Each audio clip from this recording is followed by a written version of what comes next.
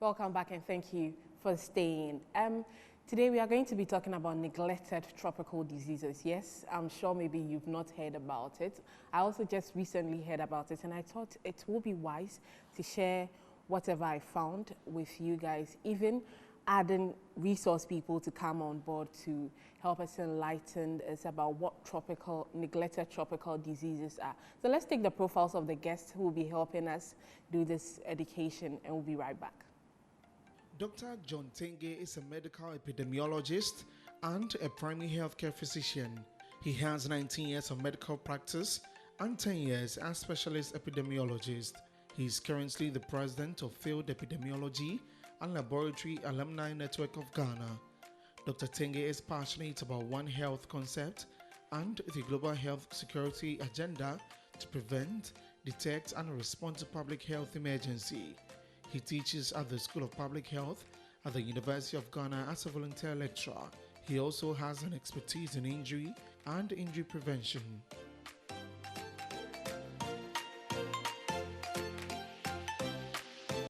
Blessing Ankra is a clinical research coordinator for the NaturDis Research Group at the University of Energy and Natural Resources in Sunyani in the Bono region. She is a public health epidemiologist and also an early career research scientist. She is passionate about neglected tropical disease research and also does research into schistosomiasis, female genital schistosomiasis, and soil-transmitted helminthes. Her goal is to help end NTDs.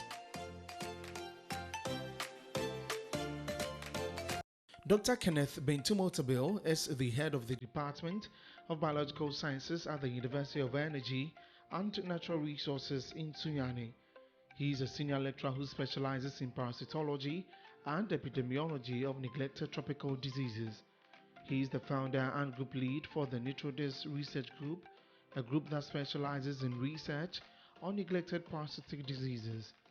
He is especially passionate about research that contributes in controlling onchocerciasis, lymphatic filariasis, schistosomiasis, and soil-transmitted helminths.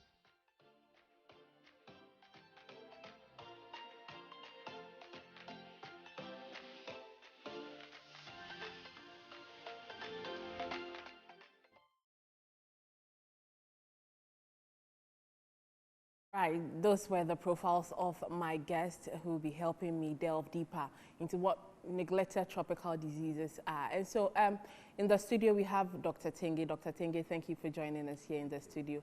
And we will be joined via Zoom. Dr. Otaba will join us via Zoom. Yes, it's already on Zoom as you can see on your screens. And also Dr. Ankra, Blessing Ankra, will join us via phone. And so I promise you today's discussion is not only going to be entertaining, it's going to be very, very educative. And as you can see, I'm so excited because learning for me is what I live for. I don't like to stay in the dark. So Dr. Tenge, let me start from you. When we say neglected tropical diseases, that means there are tropical diseases and then some are neglected. So then what are the tropical diseases? So as you rightly said, the name stems from diseases that are basically common at the tropics. Okay. And then they are neglected. When you say neglected, what it means is that it doesn't catch the attention of the global health systems instead of attention to try to eliminate or eradicate them, funding for their research and their treatment. So that's how they classify them as neglected tropical diseases. And these diseases, we have a lot of, it cuts across many continents because of tropics. I mean, when it comes to Africa, mostly the sub-Saharan Africa. When we say tropics, what does it mean? The tropical regions are basically the regions that has a bit of higher temperature. Okay. Yes, so sub-Saharan Africa, part of Southeast Asia, the Latin Americas like Brazil, you have Guatemala, they all form part of the tropical zones. And close to about 80 different countries are having these neglected tropical diseases.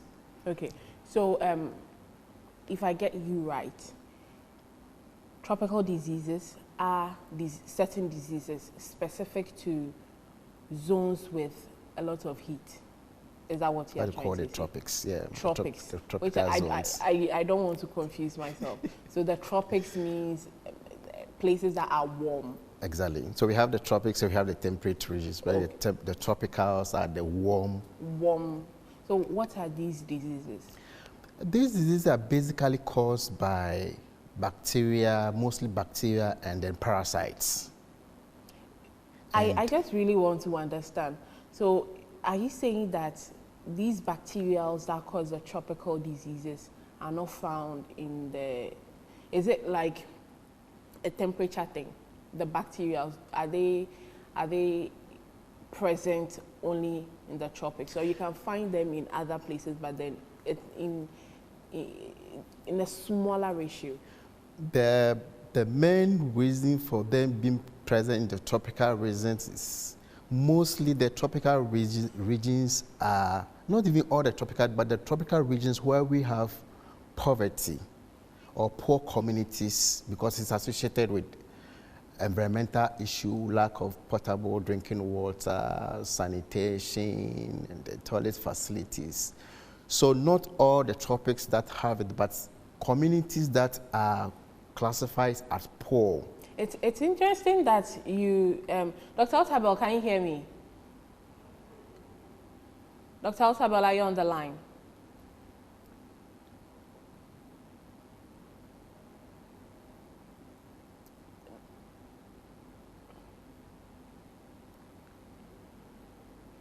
Hello? Yes, I can hear you now. For a minute I was, am I about to lose Dr. Otabel? Right, Dr. Tenge and I are having a very interesting conversation, but then I really want to understand where exactly and what are some of the causes of these tropical diseases. We've established that it's mostly in the tropics, and he's also been quick to mention that the temperate zones are different from the tropics. It's interesting that he mentioned sanitation and other things, because if these diseases are called tropical diseases, is there a possibility that in Europe and in the West that summer comes around? Is there a possibility that these diseases can come up during summer in these Western countries? Yeah, thank you very much, and a very warm good morning to all our viewers. It's a very interesting topic we are tackling today on neglected tropical diseases. Like Dr. Tenge said, these are a group of 20 diseases that the World Health Organization has classified as being neglected. So they are caused by several different pathogens or disease-causing agents, which we call, we have the parasite, we have the bacteria, we have the fungi, which basically cause these neglected tropical diseases. Now, the reason that we say in terms of distribution, we are looking at the burden. So most of the burden of that these group of diseases lies on within the tropics. So, and then you notice that for even the tropics, a majority of the burden lies in sub-Saharan Africa. So for some neglected tropical diseases like river blindness, lymphatic filariasis, or what we commonly know as elephantiasis and hydrocele, you notice that the huge burden, some estimate put it at about 99% of the global burden resting on sub-Saharan Africa. So this, yes, it is tropical in distribution. There are some places, even in Europe, where you have some of these infections. So, for example, soil-transmitted helminths, some soil-transmitted helminths can be found in places like Netherlands and some other parts of Europe. So it's not uncommon to see some of these infections there. However, in terms of the proportion of the burden and the risks, is hugely, and that is why Dr. Tenge mentioned that it's associated mostly with poverty, mostly with neglect, mostly with rural communities where you have a lot of impoverished communities, etc. So those are actually the typical setting where you find these neglected tropical diseases. And so, Dr. Otabil, is that to say that, yes, some of these tropical diseases are in the West, but it's not weather related, as I cited summer for an example?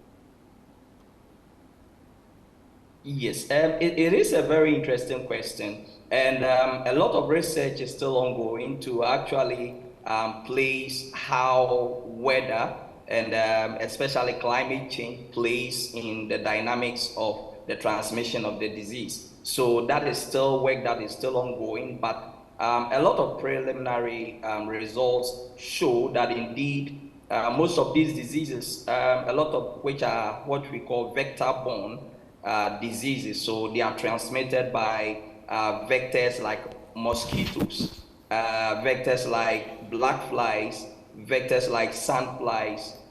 So you notice that some of these organisms, yes, might be present in Europe, but then you notice that there are some European countries where they've eradicated mosquitoes and all of that. So that makes it very unlikely that in a place like the US, you have transmission or high transmission of elephantiasis, for example. So usually it has to do with whether the vector is comfortable living in the particular region that we are talking about. So where the vector feels is too cold, they are unable to thrive, and then the parasites can't be transmitted even if they are present in the environment. So those things actually affect the dynamics of these tropical diseases. Right, Dr. Tenge, I'll come back to you shortly, but Dr. Bengtum, you mentioned 20 neglected tropical diseases. I've seen my producer displaying some on the screen, but from an expert's view, what are some of these tropical diseases?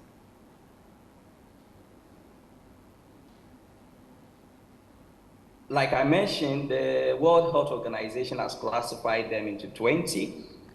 We have river blindness, which we technically refer to as onchocerciasis, which you will typically find in riverine communities, so villages where there are rivers and the black flies are able to swim there. So if you remember when the Gui Dam, for example, was being constructed, the workers who were there complained that they were being bitten by flies.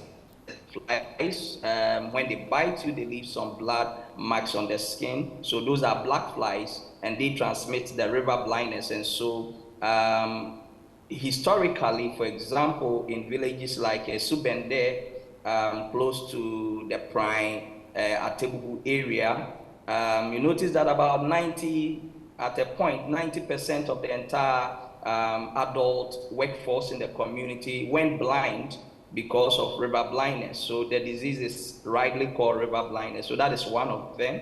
Then we have lymphatic filariasis, which is transmitted by mosquitoes. So the common simple mosquitoes we know. Wait. Which mosquito? Transmit, yes. The mosquito yes, so we know. are talking about the same. Yes, the same mosquito we know. Wow. That will not allow us to rest when we are sleeping. Yes, so that is quite interesting. And I understand the feeling that you because that is what we also experience when we go to the field. Mm-hmm. So when you go there, you tell them the simple mosquitoes are the ones responsible for elephantiasis, responsible for hydrocele. So for elephantiasis, we commonly know that as a condition that is neglected in the villages. However, there is an additional condition of lymphatic filariasis, which is prevalent in men, which is hydrocele. So usually you see the scrotum, the testicle will get swollen with fluid in there. So if you go to a typical community, usually you will see men who have hydrocele with very huge scrotum, and because of that, they cannot even put on trousers. They have to put on cloth around their waist. It hinders a lot of things. It brings about a lot of socio-economic implications for the sufferers. I remember one patient we were working with mentioned that the wife had actually left him because now obviously the manhood had become retracted in the testicle, and then he couldn't do anything for several years, so the wife had to leave. So the conditions we are talking about actually comes with a lot of socioeconomic burden. So that is just two of them. We have another one, which is scabies. So typically in the communities, you see people with some skin, very irritating skin lesions. They have to scratch. We have some other ones like Brûlé ulcer, which I'm sure you would have heard about. Brûlé ulcer can eat up the entire flesh of the limbs, and then it's really an eyesore when it's not it's left untreated. We have what we call mycetoma. Mycetoma is fungal. Well, some of them are bacterial in origin, but it's mostly fungal in origin in terms of the one we are talking. So those are fungi. Fungi is the one is similar to the mushrooms. They belong to the same family as the mushrooms that we eat. But then these are actually pathogenic fungi that we refer to. We have other ones like schistosomiasis, or what we refer to as bilharziasis. In our villages, they simply refer to them as Johnsomoja. We have some other ones like trypanosomiasis. In Ghana, what we used to have was trypanosomiasis.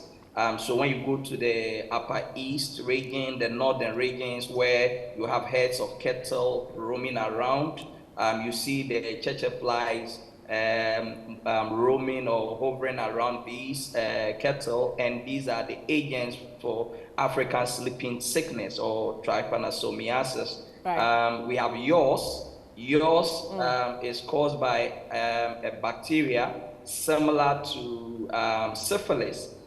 In one of the communities, some of the communities we worked in recently, we noticed that in the entire population, about 50% were positive for yaws antibodies, and that is quite alarming, indicating exposure. Of course, that could have been due to, say, maybe exposure to syphilis, but that is even more worrying if that is the case. So you notice we have several of these parasites, Right.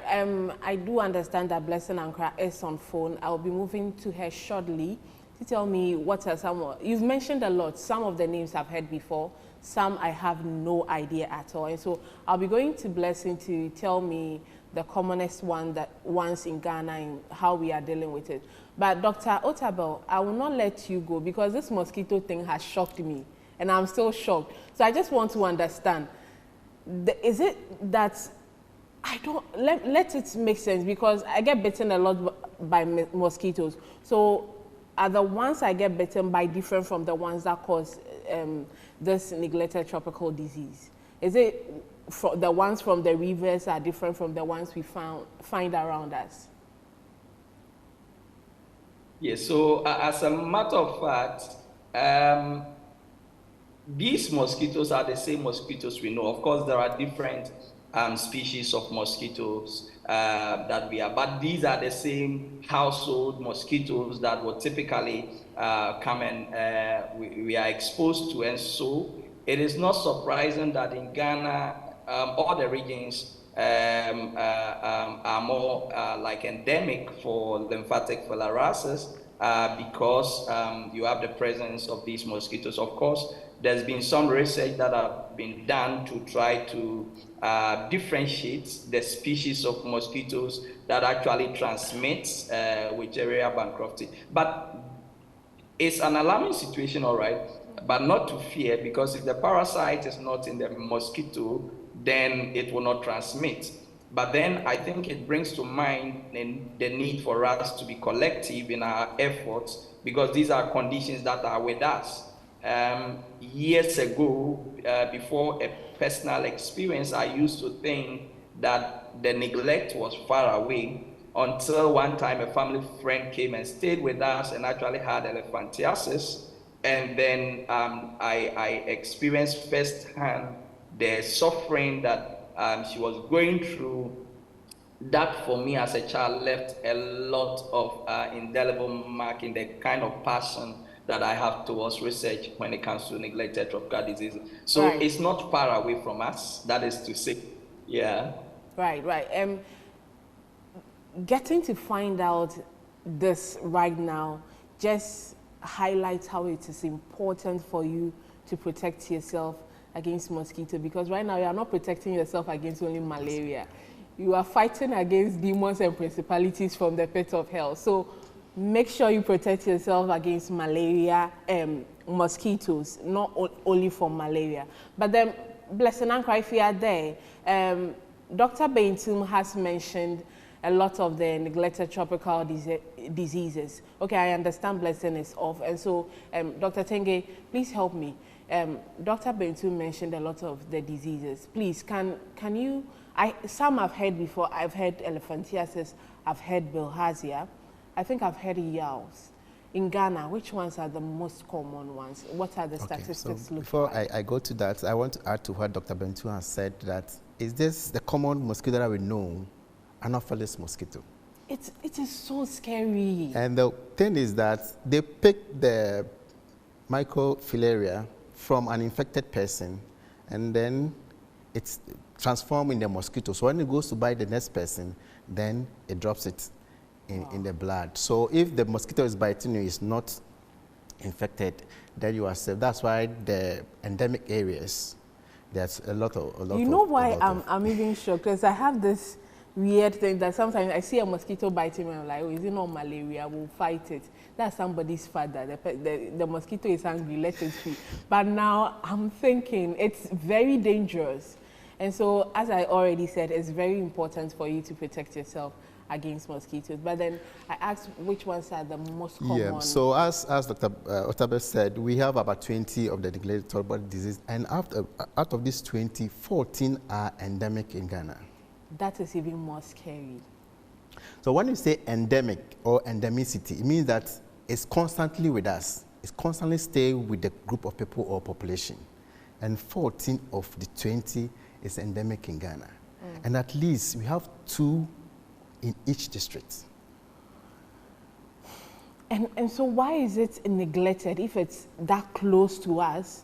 How do we still call it neglected tropical disease? Because as I said, the attention is really not there, even though we have a full department of neglected tropical diseases in Ghana. And also the funding is the issue. So that these are the 2 main things.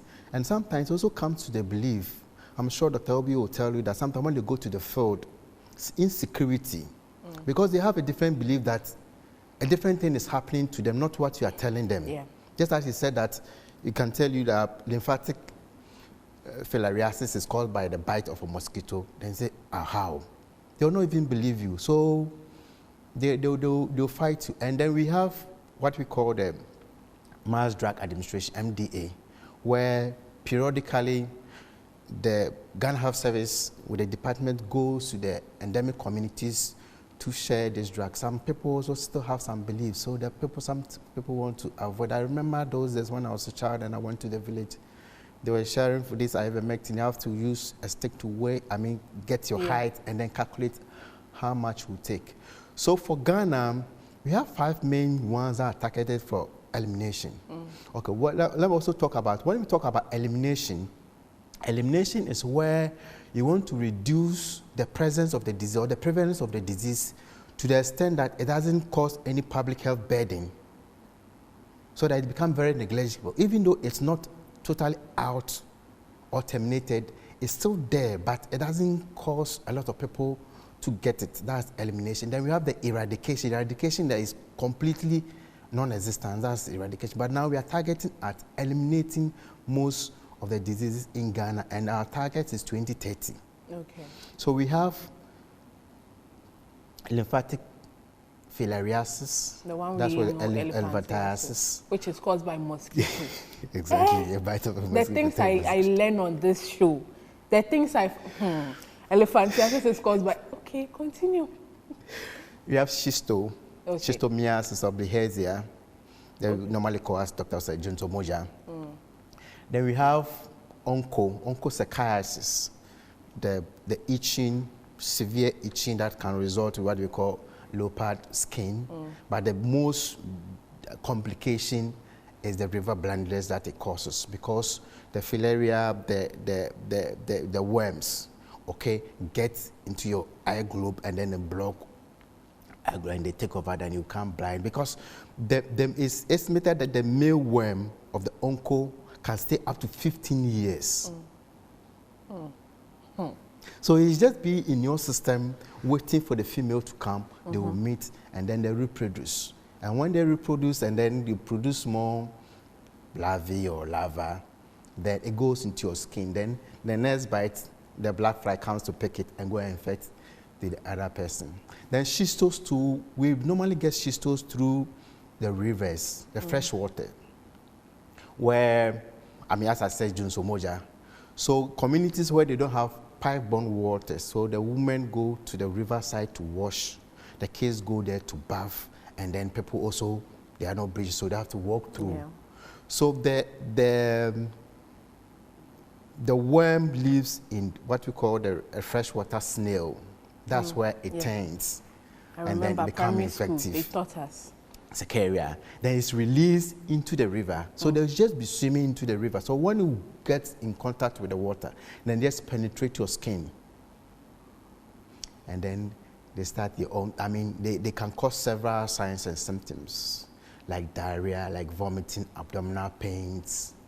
Then most of the time when you get to have the blood injury, then it's almost getting to the end of the process, because all these processes will go, and most of the time we might make diagnosis because it presents with, oh, the person is having diarrhea, is abdominal pain, so what is it malaria, is it just diarrhea disease, is it typhoid? Then we make the diagnosis, unless somebody who is really critical knows that, no, this person is coming from an endemic area, then he will look out for it. And when they go through the system, they can affect your liver.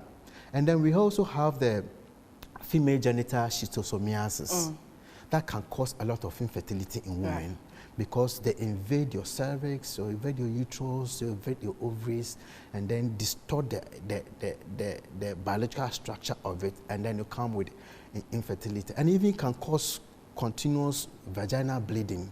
Wow. It's the whole discussion is an eye-opener for me, and it's scaring me as every sentence that is coming out. I do understand that we have Blessing Ankra via Zoom. Blessing, I'm so happy I finally have you online. You've done a lot of research on neglected tropical diseases. Your profile said it's all female genital schistosomiasis and all that. The gentlemen have scared me a little bit. No, not a little bit, a lot. But then I just want to know the statistics so far in Ghana. Have we made any improvements? What are the figures looking like? Should I still be worried, or there's light at the end of the tunnel? Yeah, thank you, Sandra. Good morning to you and your audience too. For now, I just say you should be worried, because currently, when it comes to the data for female genital schistosomiasis in Ghana, we can't really give an accurate statistics for that data, because just as the gentleman has already said right from the very first beginning, it's a neglected tropical disease. And what makes it very difficult here in Ghana is that it's misdiagnosed. It's mostly diagnosed as probably UTI or STI. Sometimes the instruments used to diagnose female genital schistosomiasis here in Ghana, unluckily we don't have. It's limited. Some people do have, some health facilities have them, some health facilities don't have them. And so I think somewhere last year, I was looking at the data from the Eastern region, and most especially the mining sites in the Eastern region. And I was looking at the recurrent data of UTI and STI, sexual transmitted diseases and infections. And it was amazing. So I was talking to one of my bosses and I told him that there's a high possibility that this recurrent issues of UTIs among women and girls can be schistosomiasis, but it can be female genital schistosomiasis, but just because it's being misdiagnosed or taken as maybe UTI or STI, they can't, and the instruments used to diagnose the condition is not available in most of the hospital facilities. And so I think we should be on, we are really not on the safer side when it comes to FGS, that's female genital schistosomiasis. And amazingly, this condition itself causes infertility in women, recurrent miscarriages, and a whole lot. So it affects the reproductive health of the women too. Right. And it's quite alarming. Right. Female genital schistosomiasis. Talk to me about it. How is it contracted? You've already told me that it can cause infertility in women. So tell me, how is it contracted? How can we prevent it? Talk to me about it. Okay. So what happens is, just as the gentleman has said earlier about the passageway for schistosomiasis, when mostly we the women, when we go about our daily activities, those of us living close to riverine communities or communities with lake and small water bodies, when you go into the river to pick up, to fetch fresh water, to fresh, maybe they pass through the riverside to go to their farms and other places. When they go through that, there's a passageway. That's the condition itself affects their urinary. We have urinary schistosomiasis. So through that passageway, it gets to their cervix and goes through, how do I put this? Their reproductive system. And that is where the damage starts. From there, they start bleeding. From there, they start having itch. So from there, they start having other related STI condition or UTI condition. So that is mostly how it starts for female. Right. It's worrying because you even told me I should be worried. But how do we prevent it? Because going to the stream to draw water and all that is a lifestyle for certain people. So how do we prevent it? Yeah,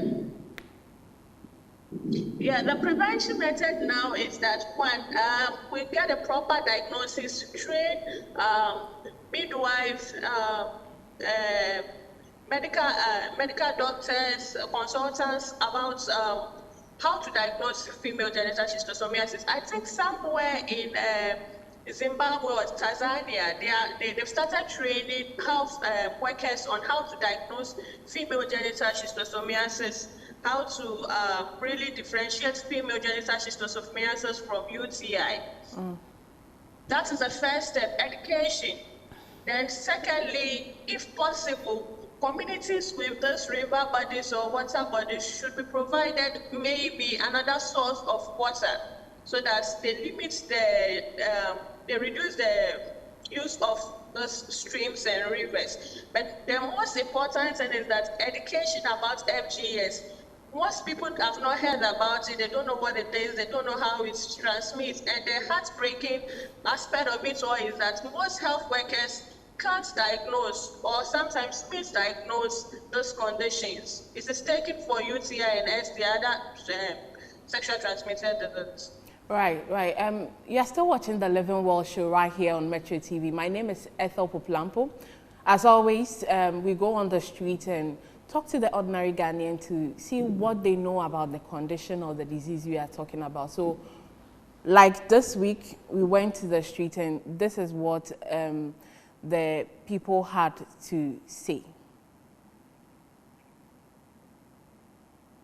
So we are currently talking about neglected tropical diseases. If you are just joining us, Blessing Ankra said we should be worried, and trust me, I'm really worried. My highlight for today's topic is that Anopheles mosquito causes elephantiasis.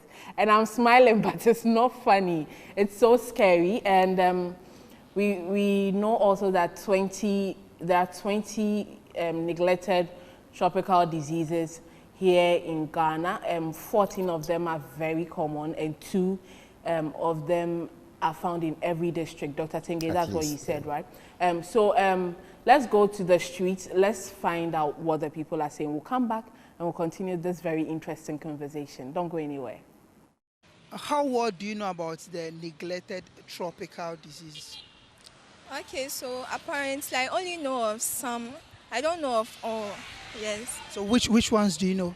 I know of syphilis and elephantiasis, which is gotten from contaminated water when there are guinea worms and other creatures like that in it. Yes.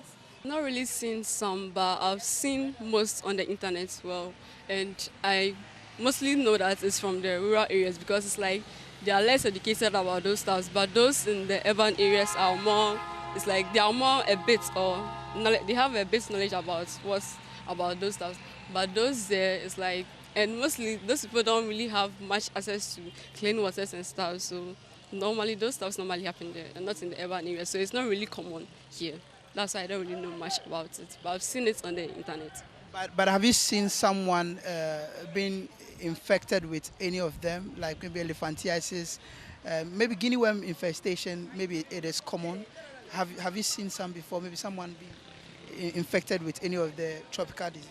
No, I've not really seen, but I've seen it on the internet, but I've not really seen someone physically having those stuff or anything. No, I haven't, but I've been hearing rumors of people in such instances. So I would like to tell them that there should be more of public education, because I only know of some, which means someone knows less or have no knowledge about it. Yes, so I think the authorities should emphasize more on public education. Yeah. I think, well, I can have the chance to learn it from school, but what about those in the rural areas? They will not have somebody to tell them, so the government should really check up on those in the rural areas, and then from there they can pick up at the urban areas and stuff. We are lucky to be in school, so we know a bit more, and nowadays we have phones and stuff, so we know all this about. But those in the rural areas do not know, so the government should really check up on that place more.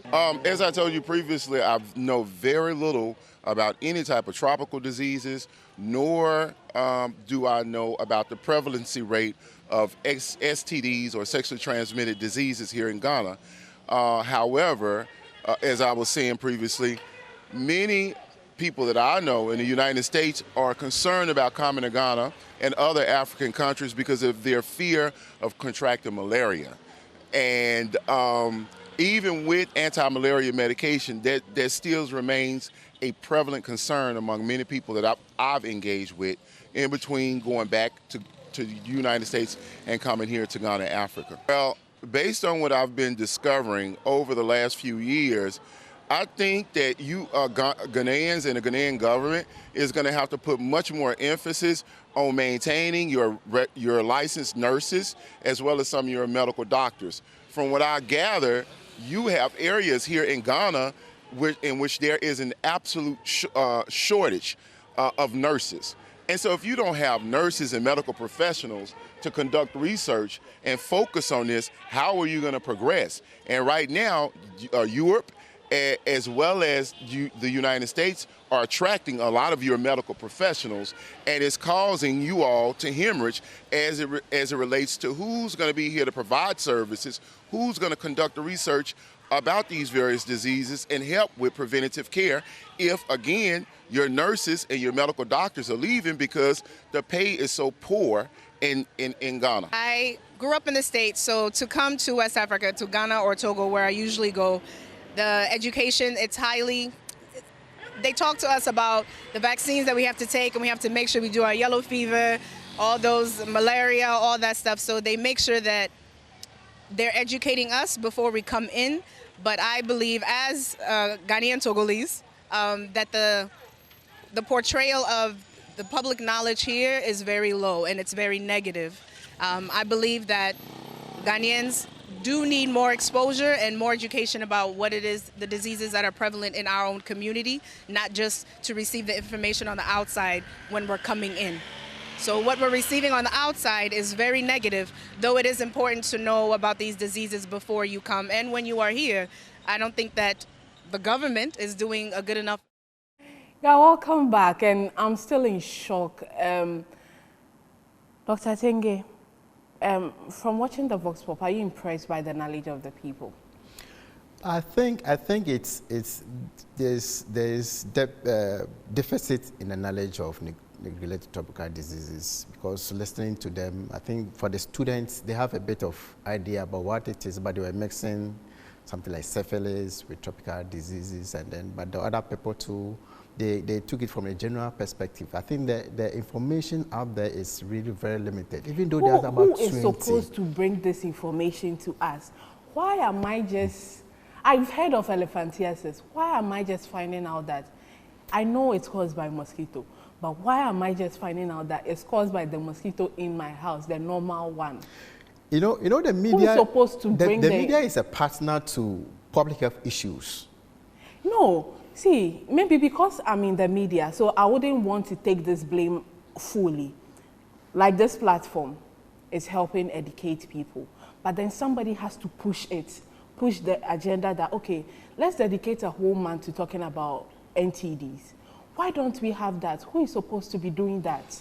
As I said earlier on, the funding issue is also a gap. Even recently, the COVID, which came, WHO estimated that it really affected the program of the neglected tropical diseases. It delays so many of the strategies that they have put in place. Right. Yeah, so, and then the other issue too that they also have, especially for the department, is personnel. Right. Because of lack of, I should say fund and then expertise in that area, they are very limited. So when it comes to selling out their messages, other people too are more interested in supposedly things that will kill you in the shortest possible time, because some of these things can really sometimes take a very long time to manifest. Talking about even the prevalence, let me give you details of the prevalence. Apart from we having 14, a total of 14 in Ghana, the lymphatic filariasis is prevalent in 116 districts out of the 261. Right. The onco is prevalent in 138, but the schisto and then soil transmitted helminths that are normally called worms is present in every district. Right. Right. Let me go on to Zoom and talk to Dr. Otabil about these findings, because I'm really, really heartbroken that we've not paid much attention to these conditions. Because when I started researching about neglected tropical diseases, I was like, okay, maybe they are not common, that's why they are neglected. But trust me, from what I'm gathering, they are closer to us than we even know. So, Dr. Otabil, if you are still there, what do you expect from policymakers? Because I feel like at this time, everybody should know the facts and how to prevent and what to do, what not to do when it comes to neglected tropical diseases. So tell me, Dr. Tenge just said you can find an NTD in almost all the districts. So what should policymakers be doing? Because I don't think education has been loud. It hasn't been loud enough. So what do you expect policymakers to be doing? Thank you very much once again. I'm still here. So I was, like Dr. Tenge mentioned, the Ghana Health Service has worked so well within the constraints of the resources that it has.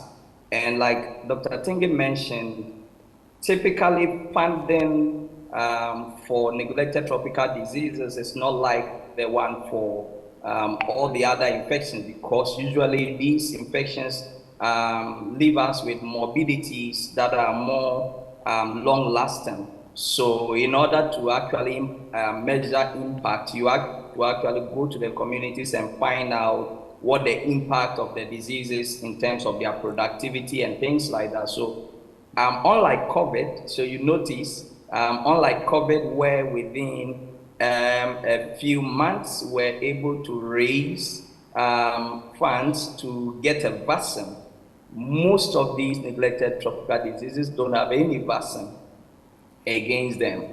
And usually if you go through, you notice that almost all the neglected tropical diseases have just a single drug, which is known to be potent against it.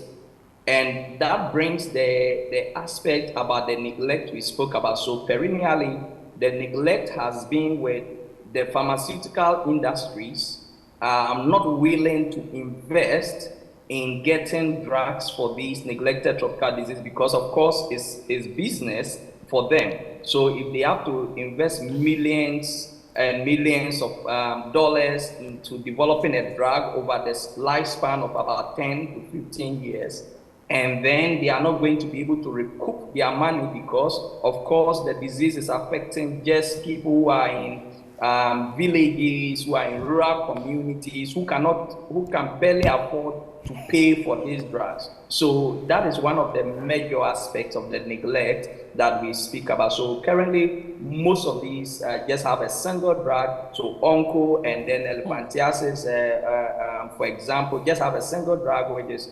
ivermectin, which has been used over the years.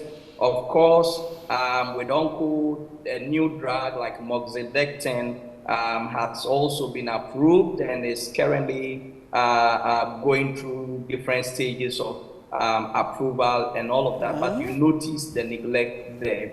I would say the Ghana Health Service, with funding from donors, because the drug that we use for these neglected tropical diseases are mostly donated, and the World Health Organization is at the helm of affairs in supporting these programs. We have a lot of donors who support, like the USA and other funding organizations that support these programs. So you notice that if these funds don't come, as a country, we are unable, we are very much restrained because the drug that we use for the programs are not sold. So ivermectin, we can't buy ivermectin on the market and then say we are coming. It's donated for the program globally. So we depend on these donors to bring it to us.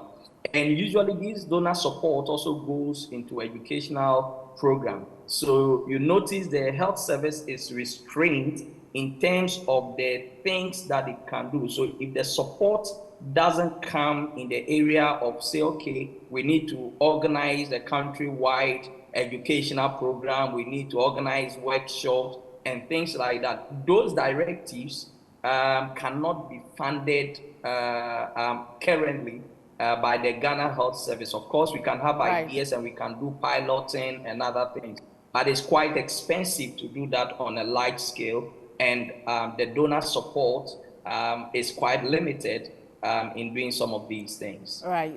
Dr. Otabil, as much as you've said the Ghana Health Service has done enough when it comes to, is doing well when it comes to neglected tropical diseases, I beg to differ. I've never sat here to call out any agency, but then from this discussion, I am forced to call out whoever is supposed to herald this thing to do extra more, because people donate to breast cancer research and people will donate to the research of neglected tropical diseases if we present the facts to them. At least I know one person in Ghana here who has built a whole hospital in La Paz because his son did not get a bed when he was sick. And so yes, people will be willing. We don't even have to go to foreign donors or anything. People will donate if they know how dangerous this is and how much at risk we are. We are Ghana. We claim to be the Black Star of Africa. We shouldn't be relying on one drug for how many years? Maybe other countries haven't done it, but then we should take initiative. Citizens should be at the heart of people who are supposed to be taking care of us. Anyways, I won't get emotional. But then if Blessed Ankra is still on Zoom, Dr. Tenge mentioned that you mentioned different figures when it comes to different districts. And so I do understand that some of the conditions are prevalent in other regions than they are prevalent in certain regions. So, Blessing, if you are still there, tell me, what makes a particular region prone to a particular disease than the other?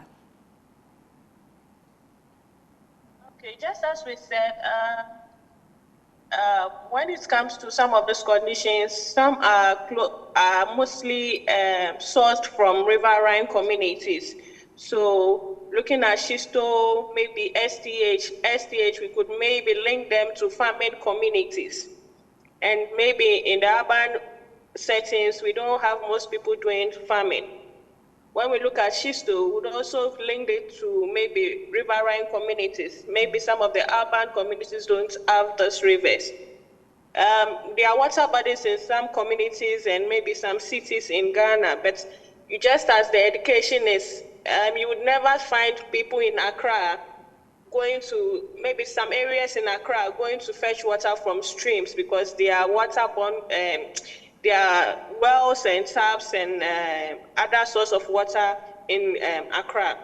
When you go to the villages where my grandmothers live, where they are farming and all those stuff, so you see that they will likely go to the rivers to fetch water. There was a time when I was growing up, there was pipe-borne water, but my grandmother would insist we go to the river to fetch water because she feels the river water tastes much better than the pipe-borne water. And so some of this is as a lack of education in the rural communities. And so you could see that when it comes to cities like Sunyani, Kumasi, Accra, maybe Ho, there are a lot of good water sources. But when you go further to other communities where they are mostly into farming, you get most of these conditions because there is a poverty-stricken condition and it's only centered in locations where people don't have the right livelihood. Right.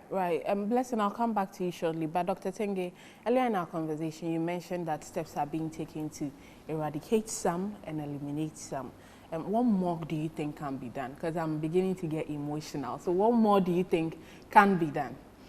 Okay, so they have the strategies that, the one is the mass drug administration, because the drug is so potent, and then as Dr. Otabil said, we don't presume most of these drugs will depend on donor, but so far as the drugs come, they go into communities and then they give them, some of them on a year to 2 years basis, some of them 6 monthly. That's the main thing. The second thing is also when they develop it, how do we, apart from the drugs, the control, and then the management of the diseases. It was shown in one of the clips where a person with an elephantiasis is being catered for. So sometimes they develop these severe pains in the swollen leg, and then they also develop ulcers. How to also manage that is an issue. Then we come to advocacy and communication, then social mobilization, as I brought in the media, whereby we get regular engagement with the media and then teach on some of these things for the public to know, because some of the places is purely perception. Even though we know about the poverty and then the rural settings, lack of amenities for them, some of them today, just the basic understanding of where it's coming from is a problem because of their belief, because of the other issue too that we are looking at is it also comes with a lot of stigma. And because of that, people don't want to come out to receive the necessary attention or the treatment that is needed. And that boils down to our beliefs. Exactly. Because if you are sick, you always come out that, oh, I'm sick, I have malaria, help me. But then if you believe in certain things that this is from the gods, this is a curse from the gods, then the stigmatization will come up and people even coming out. Then another thing too is the disfiguring, the disability that people comes with. Just imagine somebody with elephantiasis walking on the streets. The attention that he will attract. Or somebody with a huge hydrocele because he has been infected. As Dr. Otabil said, he can't wear trousers, always have to have a cloth around it. You can't go into the public with just a towel, a cloth around you. So some of the time, because of this figuring issues, people are shy and then to come forward. So the drug administration, the treatment, timely treatment, the mobilization, the communication advocacy, then the funds.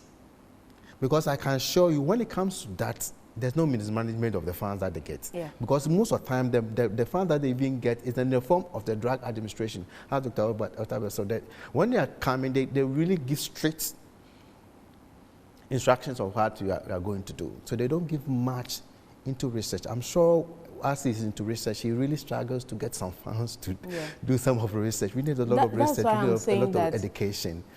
We have people in Ghana who can donate towards this cause. The issue is that where it's coming from, how does it affect him? It doesn't affect him. He says it's about the poor and the poor communities. How close it is to them. So if we keep drumming this thing, trust me, the first time I heard neglected tropical diseases, the first thing that came to my mind is, oh, it's not common, that's why it's neglected.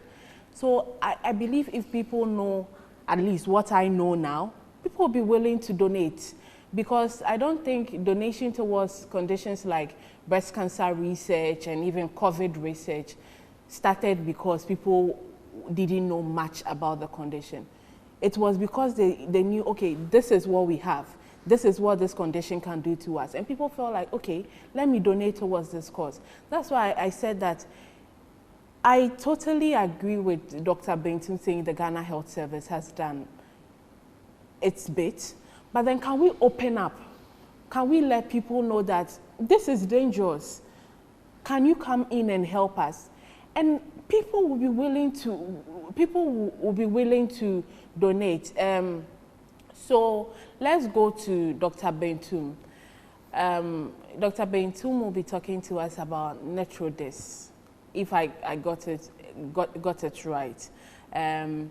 Dr. Bentun Maide, please talk to us about NETRODIS and how your research and everything is going. Thank you very much once again. So NETRODIS is a research consortium that was started actually at the University of Energy and Natural Resources. And it stemmed from this, what I can put, the godly anger to try to end the neglect. And I'm happy that, Sandra, you having the same feeling towards the neglect. And for us as a group, as a research group, myself, Miss Ann Blessing, Miss Annabelle, Miss Edwina, Prince Charles and co. So we are in this group, and we collaborate with international people, other universities like the University of Oxford, University of Greenwich, University of California in San Diego, US. And our common passion is number one on trying to find out what the epidemiological situation of these neglected tropical diseases are in Ghana. So you notice that, yes, we have an idea that these communities are endemic for onchocerciasis, for river blindness, lymphatic filariasis, and the other neglected tropical diseases. However, a lot of up-to-date data on the actual prevalence countrywide is missing for most of the diseases. So for example, a condition like leishmaniasis, which causes very serious skin disease, we only know about some few outbreaks in places like the Upper East region and the Volta region. So our group actually came together to try to end the neglect, and we thought of seeking funding. So usually we seek funding from some from funders like the Bill and Melinda Gates Foundation, the USAID, and Royal Society of Tropical Medicine and Hygiene, etc. And then together we go to the villages and investigate what the epidemiology of the diseases, try to understand what are some of the factors that are driving the persistence of the disease in this community. So for example, in a place like Wenchi, there are some villages around Wenchi where, despite several years that we have given ivermectin as a country, these communities still have prevalence of onchocerciasis above almost 30%. So that is quite alarming to see that the whole community, if you take them and then you investigate them for some of these conditions, you have more than 20% of the membership they haven't these neglected tropical disease. So that is quite alarming. So that is what we do at NutriDis research group, and we are constantly looking for much more support. Like you mentioned, the point about the Ghana Health Service is the fact that yes, there is room for improvement. Yes, there is a lot that we can do, and I agree perfectly that we need to begin to look inward in terms of resource mobilization for research activities and also driving some of the programs like Dr. Tenge mentioned, morbidity management. So already we are not just looking at what is the prevalence, but if they have the disease, how do we manage them? So if someone has elephantiasis, where the person has to undergo, say, tissue debridement to remove, to drain out the tissue, and then manage the ulcers that will arise, things like hydrocele, where we need to drain out or aspirate the fluid from the testicles of the patient. How those things we are unable to do very well because of resource restraint. And like I agree with you, we cannot continue those aspects of the program. We can't continue to depend hugely on external funding for this. And it's actually one of the things that the WHO have said, that countries need to begin to own our own control programs. Yes, things like the donor drugs and other things will come, but we need to begin to mobilize resources within and then have some sort of ownership, know that this is ours, and we don't have to always rely on getting support outside to do it. So I agree with you. As a country, we don't even have a serious research fund where investigators or researchers like ourselves and what we do, we can write and then ask for grant applications to be able to do some of these research. If you go to places like Nigeria and other countries, they have funds that they have set aside that you can actually apply for from the university and then do some of these research that will bring very good information. And I think for us as a research group, we decided to take the bull by the horn and not depend on the fact that we are resource restrained, but to do whatever we can do in the constraints of the resources that we can get. Right. We are running out of time, and shortly we'll go take the aerobics and then the food corner, one of my favorite segments on the show. But Dr. Tenge, Dr. Otabil mentioned about research funds in other countries. I believe we can do that, and I've voiced it here a couple of times already. Do you think, as someone in the field, maybe I am sitting outside, that's why I think we can do it, but do you think we can have a research fund? If you think so, why do you think we have not done it yet? Okay, so I think we can have the research fund. Recently, I attended a symposium at UHAS, University of Health Allied Sciences, organized by Sen Ghana and Chai Ghana, and then their proposal was to, we have a COVID levy now, instead of, canceling it because COVID is no more a public health emergency. Instead of canceling, we should turn it into a public health emergency fund, so that the funds will continue to accrue into this fund, and then people can tap in, as Dr. They can write to this fund for any public health issue that you want to look at. So it's very doable. It's very doable. So why haven't we done it? The push, somebody will say the push, sometimes issues have to happen. Why should we wait till maybe a lot of people die before? Why? Our problem is we have a lot of competing issues. So many things that we have not done right, so many things that needs attention. So, and then we are not generating enough as it's already said, that now what the donor agencies are saying, that some of the things we have to own them. Yeah. We have to organize ourselves, create a pool, get the money, and people can apply to it. Yeah. Because we have something we call donor fatigue.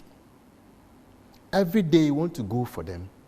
Recently there was an advert for a program, a funding source that we are writing our proposal to go and source for them. And then the people managing the funds say that, oh, Ghana, you have received a lot of funds, so for this one, you are not part of it.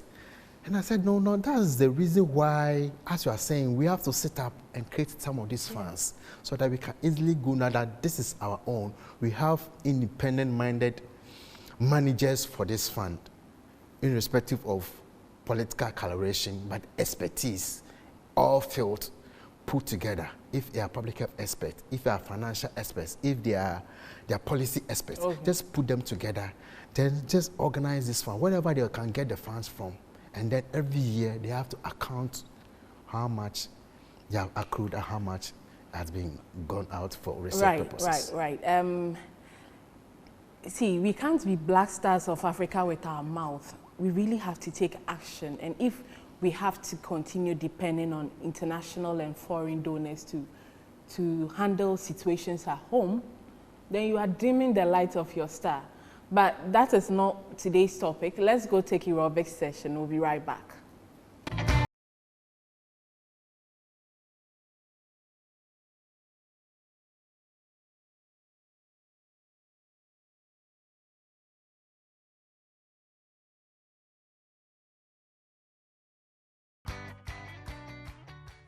I'm using the dumbbell for the side obliques, and it's very good to tighten the waist. So this is the distribution. 1, 2, 3, 4, 5, 6, 7, 8, 9, and down. 1, lift it, come on. 2, tighten it. 3, keep moving. 4, moving it. 5, lift it. 6, moving it. 7, nice one, moving it again. 8, moving it. Good. Good, you have 10 to go. Going. 1, moving it. 2, 3, keep moving. 4, nice one. 5, 6, keep moving. 7, lift it. 8, 9, one more and down. Ladies, you ready? Yeah, we need to tackle the side. Well, we're still on the side obliques. We need to tighten our midsection. You ready? 1, 2, and go. Don't bend your knee. Thank you. On your side. 2, I can't see you moving. 3, drop it. 4, 5, 6, keep moving. 7, to your knee level. 8, 9, go down. Good. Go to your knee level. 1, I can't see. Go further. 2, a little bit. 3, moving it. 4, 5, 6, 7, higher. 8, 9, one more. Up. Good. And down. Nice one. Nice one. This is the best exercise for halves and tall. You need this with this at the end of exercise every day. Come on, man. You are free to go. Start your midsection. There you go. Ladies, till we meet again.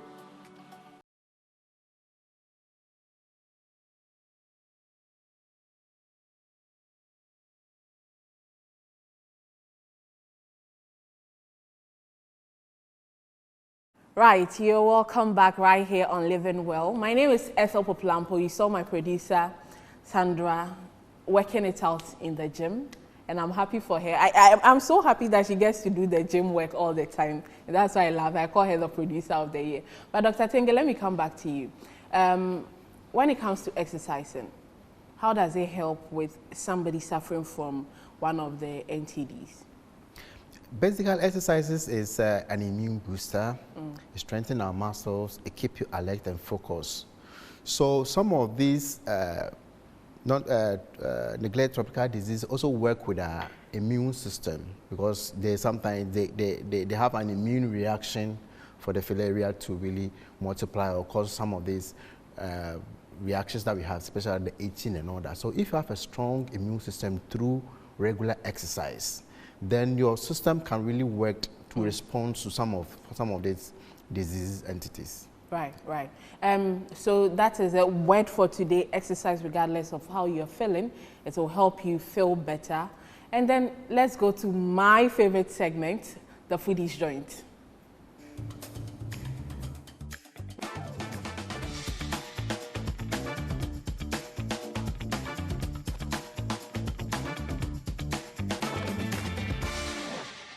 Welcome back to another episode of Living Well here on Metro TV.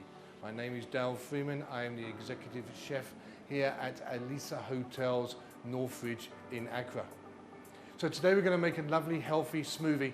So once you come back from your being time at the gym, or you've been for a walk, or any type of exercise, come back home, make your smoothie, re-energize your body with all the stuff that you need.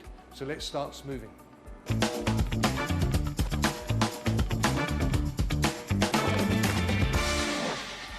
Let's start making this minty booster.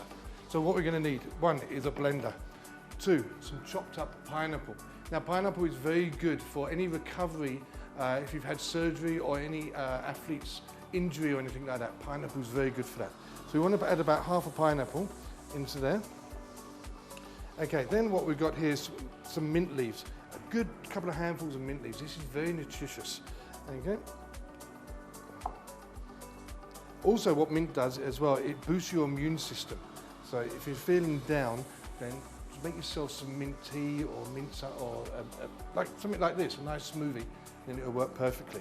Okay, then we've got some cucumber. So what I've done is I've taken the seeds out and I've added and chopped up. Okay, this helps lower your blood sugar levels. Then what I've got is I've got some ginger. Okay, now ginger is very good for you, as I know here everyone loves ginger. Okay, so 1 teaspoon of ginger goes in. Again, the honey, which is natural sugars, which is 25 mils of honey, is going to go in.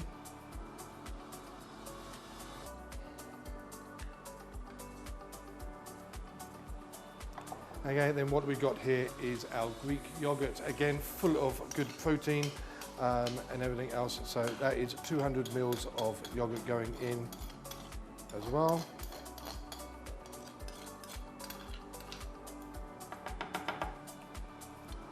Okay, let's put that one on top.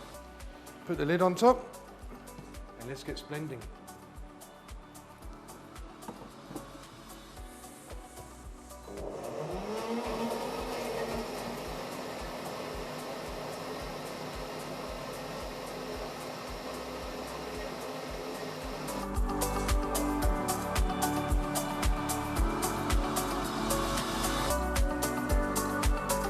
Okay, so what I've done there is I've blended it for 40 seconds on high.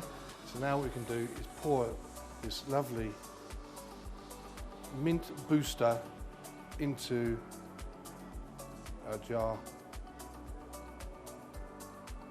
full of goodness, full of nutrients. Got the garnish of some mint, some pineapple, stems, and there we go. Till the next time on the Living Well Health Show on Metro TV, my name is Dale Freeman and I'm signing off. Yummy, give it a go.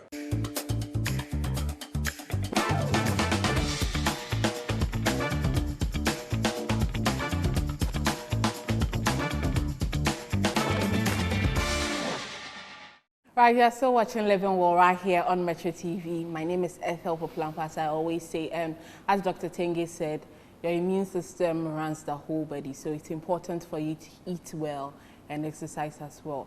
We are running out of time, so Dr. Tenge, your final words.